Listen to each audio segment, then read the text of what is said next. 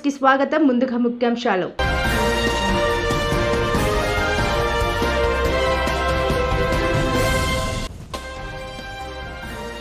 Arabia సముద్రంలో 1800 కోట్ల విలువైన డ్రగ్స్ ను స్వాధీనం చేసుకున్న Indian coast guard.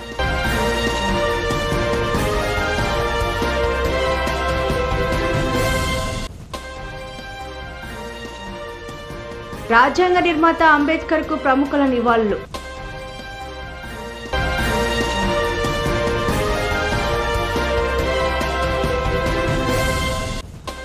Ambedkar కలలని Congress వల్లే నాశనం, స్వార్థం కోసం వక్ఫ్ rules change Modi.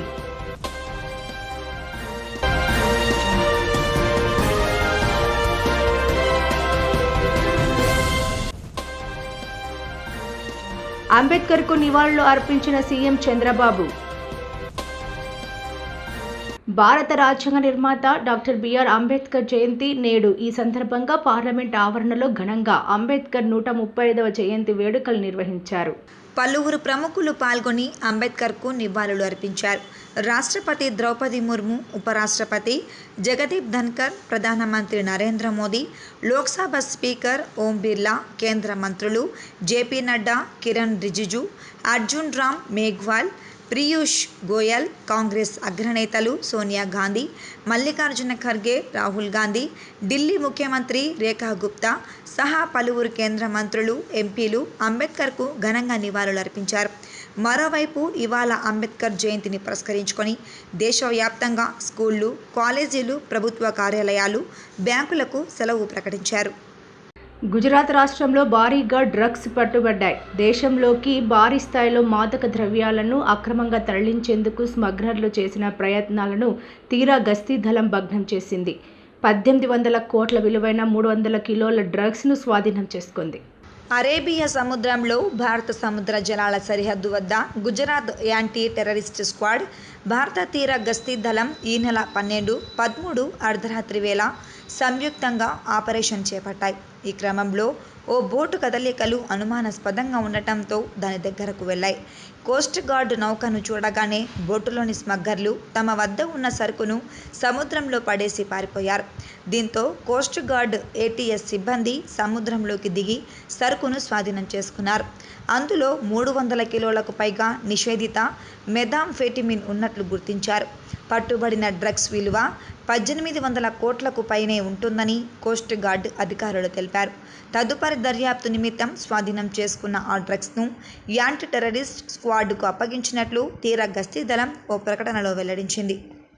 Congress party వక్ఫ్ రూల్స్ ను తమ సామర్థ్యానికి మార్చేసిందని కాంగ్రెస్ పార్టీపై ప్రధానమంత్రి నరేంద్ర మోదీ తీవ్ర విమర్శలు చేశారు. వక్ఫ్ సవరణ చట్టాన్ని వ్యతిరేకించిస్తున్న Congress party vote bank virus ను వ్యాప్తి చేసిందని మండిపడ్డారు. అంతేకాకుండా ఎస్సీ, ఎస్టీ వాళ్లను కాంగ్రెస్ 2వ తరగతి పౌరులుగా చూస్తోందని మోదీ ఆరోపించారు. హర్యానాలో పర్యటించిన మోదీ సోమవారం హిసార్ విమానాశ్రయం నుంచి అయోధ్యకు తొలి వాణిజ్య విమానాన్ని ప్రారంభించారు. హిసార్ ఎయిర్పోర్టులో కొత్త టెర్మినల్, ఇతర అభివృద్ధి ప్రాజెక్టులకు శంకుస్థాపన చేశారు. ఈ సందర్భంగా అక్కడ ఏర్పాటు చేసిన బహిరంగ సభలో ఈ మేరకు వ్యాఖ్యలు చేశారు. వక్ఫ్ పేరుతో భారత్లో లక్షల హెక్టార్ల భూమి ఉంది. వక్ఫ్ ఆస్తుల నుంచి ప్రయోజనాలను పేదలకు, ఇంకా అవసరమైన వారికి ఇచ్చి ఉంటే అది వారికి ప్రయోజనం చేకూర్చేది. కానీ ఈ ఆస్తుల నుంచి భూమాఫియా మాత్రమే ప్రయోజనం పొందుతోంది. ముస్లిం నవతరం సైకిళ్లకు ఫంక్షన్లు వేసుకొని బతకాల్సిన పని లేదు. ఆ మాఫియా ఎవరి భూమిని దోపిడీ చేస్తోంది. నిజానికి అనేక మంది ముస్లిం మహిళలు భారత ప్రభుత్వానికి లేఖలు రాసిన తర్వాతే ఈ వక్ఫ్ గురించి చర్చలు ప్రారంభమయ్యాయి. ఈ సవరించిన వక్ఫ్ చట్టంతో పేదల దోపిడీ ఆగిపోతుంది. కొత్త వక్ఫ్ చట్టం ప్రకారం ఏ ఆదివాసీకి చెందిన భూమిపై లేదా ఆస్తిపై వక్ఫ్ బోర్డు చేయి వేయలేదు. పేద ముస్లింలు, పస్మాండ ముస్లింలు, ముస్లిం మహిళలు, ముస్లిం వితంతు మహిళలు, ముస్లిం పిల్లలు వారి హక్కులను పొందుతారు. ఇదే నిజమైన సామాజిక న్యాయమని ప్రధాని నరేంద్ర మోదీ అన్నారు. मैं जरा ऐसे सभियों से पूछना चाहता हूं, वोट बैंक के भूखे इन राजनेताओं से कहना चाहता हूं, अगर सच्चे अर्थ से आपके दिल में मुसलमानों के लिए थोड़ी भी हमदर्दी है तो कांग्रेस पार्टी अपने पार्टी के अध्यक्ष मुसलमान को बनाए, क्यों नहीं बनाते भाई? संसद में टिकट देते हैं 50% मुसलमानों को दो, जीत करके आएंगे तो अपनी बात बताएंगे। लेकिन ये नहीं करना है। कांग्रेस में तो कुछ नहीं देना है। देश के नागरिकों के अधिकारों को छीनना और देना, इनकी नीयत किसी का भी भला करने की कभी नहीं रही, मुसलमानों का भला करने की भी नहीं रही। यही कांग्रेस की अच्छी सच्चाई है। साथियों, वक्फ के नाम पर लाखों हेक्टेयर जमीन पूरे देश में है। इस जमीन, इस प्रॉपर्टी से गरीब का, बेसहारा महिलाओं बच्चों का भला होना चाहिए था। और आज ईमानदारी से उसका उपयोग हुआ होता तो मेरे मुसलमान नौजवानों को साइकिल के पंक्चर बना करके जिंदगी नहीं गुजारनी पड़ती। लेकिन इससे मुट्ठी भर भू माफिया का कोई भला हुआ। पसमानदा मुस्लिम इस समाज को कोई फायदा नहीं हुआ। और ये भूमाफिया किसकी जमीन लूट रहे थे? ये दलित की जमीन लूट रहे थे, पिछड़ों की जमीन लूट रहे थे, आदिवासी की जमीन लूट रहे थे, विधवा महिलाओं की संपत्ति लूट रहे थे। सैकड़ों विधवा मुस्लिम महिलाओं ने भारत सरकार को चिट्ठी लिखी, तब जाके कानून की चर्चा आई है। वक्फ कानून में बदलाव के बाद अब ये गरीबों से जो लूटा जा रहा है वो बंद होने वाला है।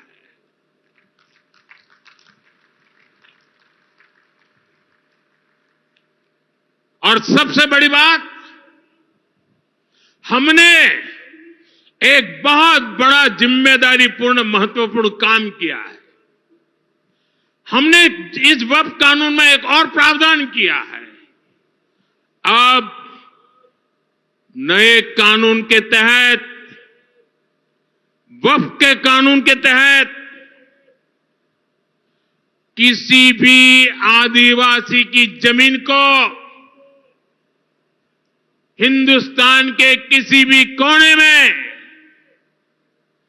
आदिवासी की जमीन को, उसके घर को, उसकी संपत्ति को एक वक्फ बोर्ड हाथ भी। గుంటూరు జిల్లాలో సీఎం చంద్రబాబు పర్యటిస్తున్నారు. అంబేద్కర్ జయంతి సందర్భంగా నివాళులు అర్పించారు. జిల్లాలోని పొన్నేకల్లు మండల పరిషత్ ప్రాథమిక పాఠశాలలో బహిరంగ సభలో సీఎం చంద్రబాబు పాల్గొన్నారు. గ్రామంలో అభివృద్ధి పనులకు ముఖ్యమంత్రి శంకుస్థాపన చేశారు. అంబేద్కర్ చిత్రపటాల ప్రదర్శనను చంద్రబాబు తిలకించారు. స్వయం సహాయక సంఘాల మహిళలతో చంద్రబాబు మాట్లాడారు. P4 కార్యక్రమాల లబ్ధిదారులతో సీఎం సమావేశమయ్యారు. మార్గదర్శులు బంగారు కుటుంబం లబ్ధిదారులతో సీఎం చంద్రబాబు ముఖాముఖి నిర్వహించారు. ముఖ్యమంత్రి చంద్రబాబు వెంట మంత్రి డోలా బాలవీరాంజనేయ స్వామి ఉన్నారు. ఈ కార్యక్రమంలో ఎమ్మెల్యేలు తెనాలి శ్రావణ్ కుమార్, గల్లా మాధవి, నసీర్ అహ్మద్, బూర్ల రామాంజనేయులు పాల్గొన్నారు. ప్రభుత్వం ఇచ్చినటువంటి చేయూతో ఈరోజు అమ్మాయి అక్కడ ఇంజనీర్గా పనిచేస్తూ ఉంది. నేను గర్వపడుతున్నా. గట్టిగా అందరూ చప్పట్లు కొట్టి ఆ అమ్మాయిని అభినందించండి. Thank you sir.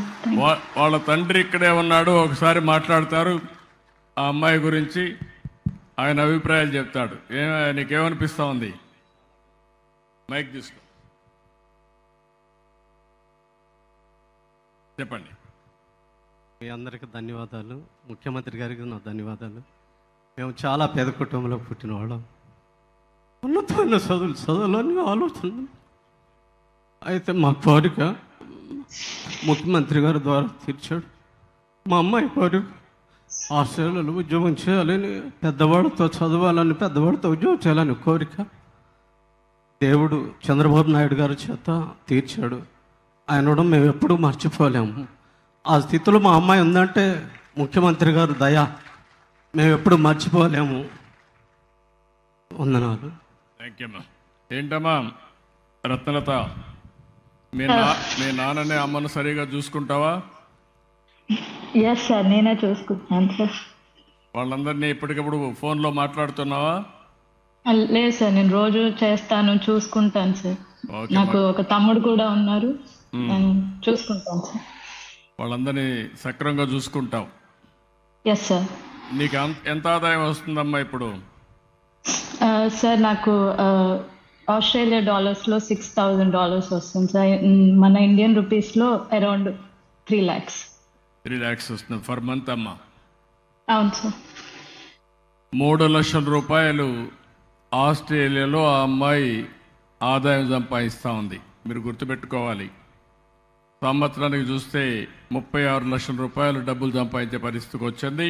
ఇది ప్రారంభం మాత్రం, భవిష్యత్తులో ఇంకా పెద్ద ఎత్తున సంపాదించే అవకాశం ఉంటుంది. తల్లిదండ్రుల్ని వాళ్ళ తమ్ముడిని కూడా బాగా చూసుకుంటా ఉంది. నేను మనస్ఫూర్తిగా ఒక కుటుంబంగాని పైకి వస్తే ఆ కుటుంబంలో ఉండే సభ్యులందరూ కూడా జీవన ప్రమాణాలు పెరుగుతాయి, వాళ్ళ జీవితాలే మారుతూ ఉంటాయి. బీజేపీ కూటమి రాజ్యాంగానికి తూట్లు పొడిచి మానువాదాన్ని అమలు చేయాలని చేస్తున్న ప్రయత్నంను ఐక్యంగా తిప్పికొట్టాలని సిపిఎం జిల్లా కార్యదర్శి డి గోవిందరావు పిలుపునిచ్చారు. డాక్టర్ బిఆర్ అంబేద్కర్ 134వ జయంతి సందర్భంగా ఎచ్చర్లలో అంబేద్కర్ విగ్రహానికి సోమవారం పూలమాలలు వేసి నివాళులు అర్పించారు. ఈ సందర్భంగా జరిగిన సమావేశంలో ఆయన మాట్లాడుతూ లౌకిక రాజ్యాంగ పరిరక్షణే డాక్టర్ బిఆర్ అంబేద్కర్కు నివాళులని అన్నారు. రాజ్యాంగ నిర్మాత డాక్టర్ బిఆర్ అంబేద్కర్ జయంతి ఏప్రిల్ 14న దేశవ్యాప్తంగా జరుగుతున్న సమయంలోనే రాజ్యాంగ మౌలిక స్వరూప అంశాలైన ఫెడరలిజం, లౌకికవాదం, పార్లమెంటరీ ప్రజాస్వామ్యం, న్యాయశాఖ స్వతంత్రత మొదలైన వాటిని కాపాడుకోవాలనే చర్చ విస్తృత స్థాయిలో జరుగుతున్నదన్నారు. గవర్నర్ల అధికారాలు, వక్ఫ్ చట్టం, జమిలీ ఎన్నికలు, డిలిమిటేషన్ మొదలైన అంశాలపై కూడా అనేక అభిప్రాయాలు వ్యక్తమవుతున్నాయని చెప్పారు. దీనికి కారణం కేంద్రంలో అధికారంలో ఉన్న ఎన్డీఏ ప్రభుత్వం, ప్రత్యేకించి నరేంద్ర మోదీ నాయకత్వంలోని బీజేపీ రాజ్యాంగ మౌలిక అంశాలపై దాడి చేయటమేనని అన్నారు. మౌలిక స్వరూప లక్షణాలుగా ఫెడరలిజం, లౌకికవాదం, రాజ్యాంగ ఆధిక్యత, పార్లమెంటరీ ప్రజాస్వామ్యం, న్యాయశాఖ స్వతంత్రత మొదలగు వాటిని గత 10 ఏళ్లుగా నరేంద్ర మోదీ ప్రభుత్వం రాజ్యాంగ మౌలిక స్వరూపాన్ని దెబ్బతీయటానికి ప్రయత్నిస్తున్నదని అన్నారు. దేశవ్యాప్తంగా మతతత్వాన్ని రెచ్చగొట్టి ప్రజలలో మతపరమైన విభజన తేవటానికి ప్రయత్నాలు చేస్తున్నారన్నారు. చరిత్రను వక్రీకరించి మతపరమైన భావజాలంతో సిలబస్ను, పాఠ్య పుస్తకాలను రూపొందిస్తున్నారని తెలిపారు. డాక్టర్ అంబేద్కర్ రాజ్యాంగ రచన సమయం నాటికి 60 దేశాల రాజ్యాంగాలను తులనాత్మక అధ్యయనం చేశారన్నారు. ఈ కార్యక్రమంలో ఎచ్చర్ల గ్రామ సర్పంచ్ టి లక్ష్మణరావు, సిఐటియు జిల్లా ప్రధాన కార్యదర్శి పి తేజేశ్వరరావు, రైతు సంఘం జిల్లా కార్యదర్శి K Mohan Rao, AP బీసీఎల్ hamalis union రాష్ట్ర ఉపాధ్యక్షులు డి బంగారాజు, సంఘాల నాయకులు లక్ష్మణరావు, ఎన్ రమణ, రాము, గోవింద్ తదితరులు పాల్గొన్నారు. మంచి అలవాట్లతో సంపూర్ణ ఆరోగ్యం కలుగుతుందని, ఆరోగ్యానికి మించిన సంపద లేదని, పొగ త్రాగడం, ఆల్కహాల్ సేవించడం ఆరోగ్యానికి హానికరమని జేసీ కూనా అనిల్ అన్నారు. ఎచ్చర్ల మండలం కుంచాల కూర్మయ్య గ్రామంలో జేసీఐ శ్రీకాకుళం మెయిన్ అధ్యక్షులు కూనా అనిల్ ఆధ్వర్యంలో ఉచిత మెగా వైద్య శిబిరాన్ని నిర్వహించారు. ఈ సందర్భంగా ఆయన మాట్లాడుతూ ఉచిత మెగా వైద్య శిబిరానికి విశేష స్పందన లభించిందని, ఇందులో భాగంగా గ్రామస్తులు, పరిసర ప్రజలు పాల్గొని బీపీ, షుగర్ పరీక్షలను చేయించుకున్నారని, అనంతరం వారికి అవసరమైన మందులను సైతం ఉచితంగా అందించామన్నారు. అలాగే 4,000 రూపాయల విలువ గల ఉచిత పాప్ స్మియర్ పరీక్షలను కూడా నిర్వహించామన్నారు. వైజాగ్ మెడికవర్ ప్రముఖ వైద్యులు, రేడియేషన్ ఆంకాలజిస్ట్ వెంకట్ సాంబశివరావు మాట్లాడుతూ అధిక మూత్రము, నీరసము, ఎక్కువ బరువు కలిగి ఉండటం, అస్వభావానికి దాహము, వాంతులు, కాళ్ళ చురుకులు, స్పర్శ జ్ఞానము తగ్గుట, అసాధారణ ఆకలి, నిద్రమత్తుగా ఉండుట, త్వరగా అలసట చెందుట, త్వరితముగా బరువు తగ్గుట, దురదలు, చర్మ వ్యాధులు, చిరాకు పడుట, చూపు సన్నగిల్లుట, త్వరగా మానని గాయములు, పుండ్లు లాంటి లక్షణాలు ఉంటే వైద్యులను సంప్రదించాలని, వారి సలహాతో మందులు వాడాలన్నారు. తీపి పదార్థములు, క్రొవ్వు పదార్థములు, తక్కువ గల ఆహార పదార్థములు తినాలన్నారు. ఆరోగ్యానికి మించిన సంపద లేదని, మంచి ఆహారపు అలవాట్లతో మంచి ఆరోగ్యం లభిస్తుందన్నారు. ఈ కార్యక్రమంలో మండల పరిధి గ్రామస్తులు, JCI zone coordinator Bendalam Varalakshmi, secretary Tammineni Usharani, Lavanya, Poshak Kumar, Medicover cancer hospital Vizag senior manager Gunasekhar సిబ్బంది పాల్గొన్నారు. ఏలూరు జిల్లా జీలుగుమిల్లి మండల కేంద్రంలో సమాజ స్థాపకుడు, దళిత బహుజన వర్గాల ఆశాజ్యోతి, భారత రాజ్యాంగ నిర్మాత, భారతరత్న డాక్టర్ బిఆర్ అంబేద్కర్ జయంతి సందర్భంగా ఆయన విగ్రహానికి పూలమాలలు వేసి జయంతి వేడుకలో పాల్గొన్న పోలవరం శాసనసభ్యులు చిర్రి బాలరాజు. ఈ సందర్భంగా ఎమ్మెల్యే మాట్లాడుతూ, ముందుగా ఈ జయంతిని ఇంత అద్భుతంగా నిర్వహించిన అంబేద్కర్ యూత్ కమిటీ, జీలుగుమిల్లి గ్రామ పెద్దలకు నా కృతజ్ఞతలు అని అన్నారు. ఇంతటి మహానుభావుడి ఆదర్శాలు, వారు చేసినటువంటి కృషి ఈరోజు మనం జ్ఞాపకం చేసుకోవడం చాలా అవసరమని అన్నారు. నేడు నియోజకవర్గంలో నేను ఇంతటి స్థాయిలో ఉండడానికి కారణం ఆయనే అని, నియోజకవర్గం, మండలం అభివృద్ధిలో నా స్థాయి శక్తుల కృషి చేస్తాను అని అన్నారు. తదనంతరం జగదాంబ ఆటో ట్రాలీ యూనియన్ వారు నిర్వహించేటువంటి ర్యాలీని జెండా ఊపి ప్రారంభించారు.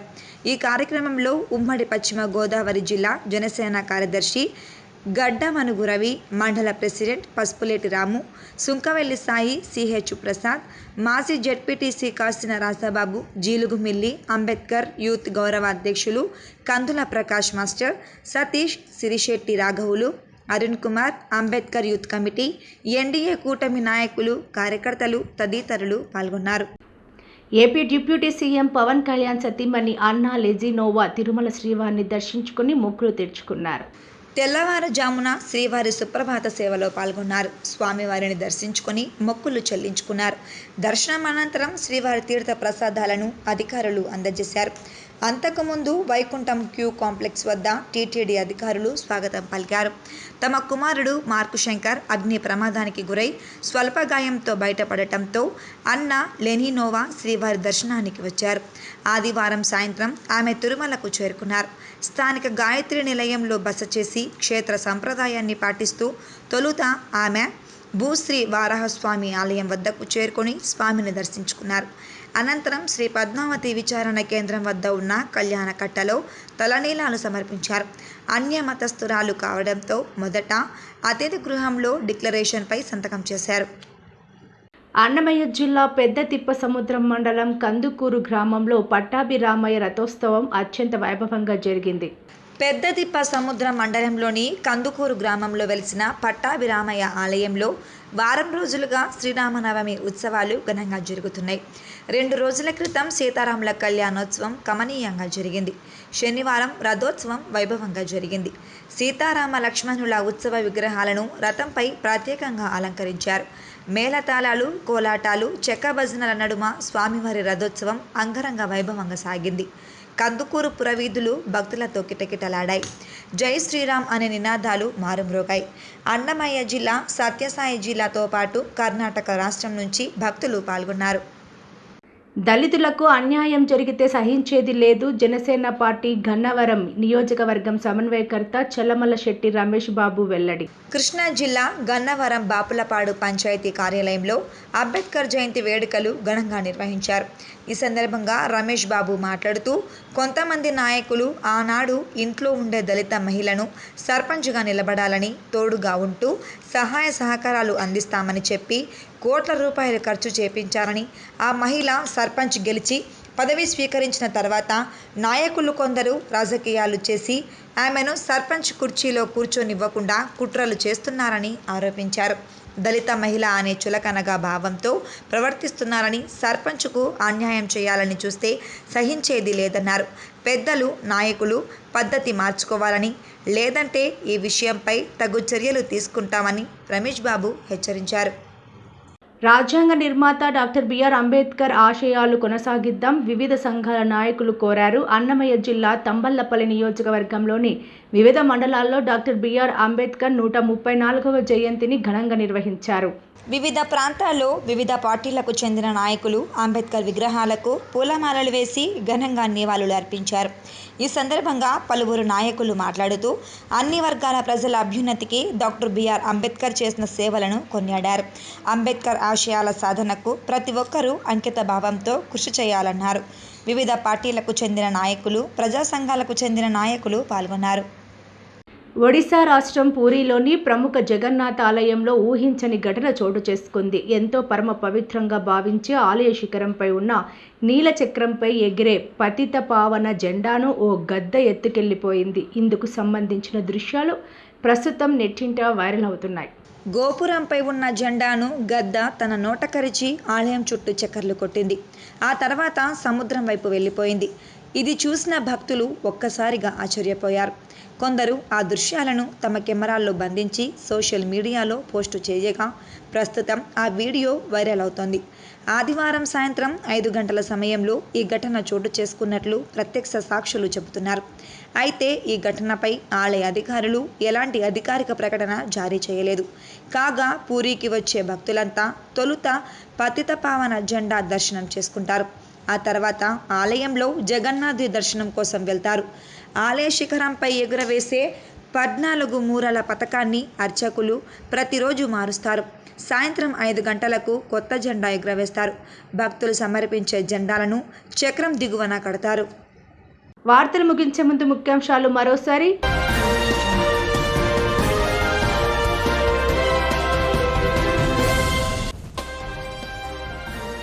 అరేబియా సముద్రంలో 1800 కోట్ల విలువైన డ్రగ్స్ను స్వాధీనం చేసుకున్న Indian coast guard.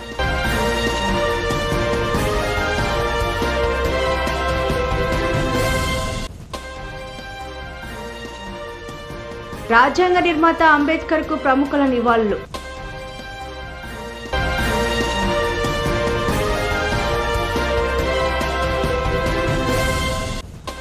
Ambedkar కలనల్ని Congress వల్లే నాశనం, స్వార్థం కోసం వక్ఫ్ రూల్స్ చేంజ్ మోదీ.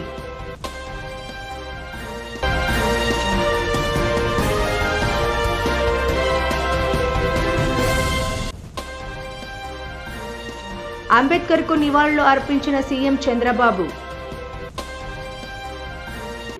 ఈ వార్తలు ఇంతటితో సమాప్తం. నమస్కారం.